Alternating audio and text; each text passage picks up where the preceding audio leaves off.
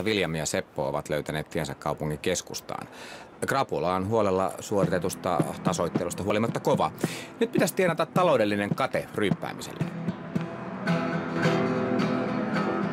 Seitäkiveen tuuli kirjoittaa nimen, joka kaukaa muistuttaa ajan takaa ennen syntymää. Tuuliven kiveen kirjoittaa.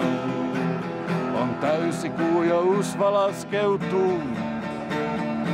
Takavuorten kumu kantautuu. Noita rummut kutsuu kulkijaa.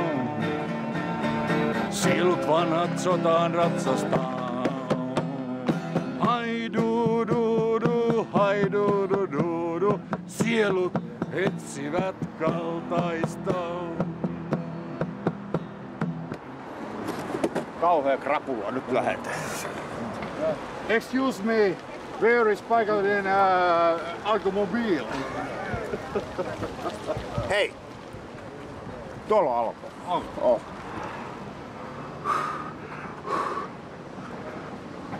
Sitten ei juoda tuolla yleisöjoukossa, koska ei halua huonoa esimerkkiä. Siellä on lapsia.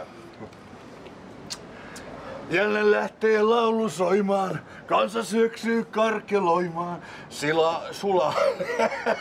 Se iltaan soiti musiikin. Semmoinen yksi ehdotus, että jos ei tää nyt lähettää laulu tuottaa minkäännäköistä Fürgendaalia, niin mä en oo kertonut sulle yhtä juttua. Okei.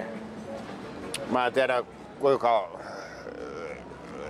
tai siis se, että Bonniat sä yhtään sitä, mutta mä otan riski. Ristusnotta, me sanotaan näin mun Pohjanmaalta. Täällä on viidekauppoja näköjään Virossa joka välissä.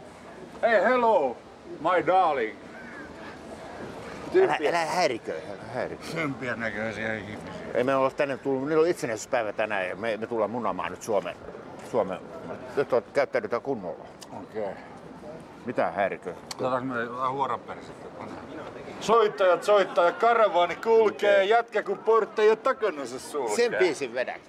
Eikö ne ole just sanonut, ettei näytetä huonoa esimerkkiä ja juoda julkisella paikalla? Jep. Ja just sen takia me mennäänkin nyt muhun. Itse tutkiskelua siis luvassa.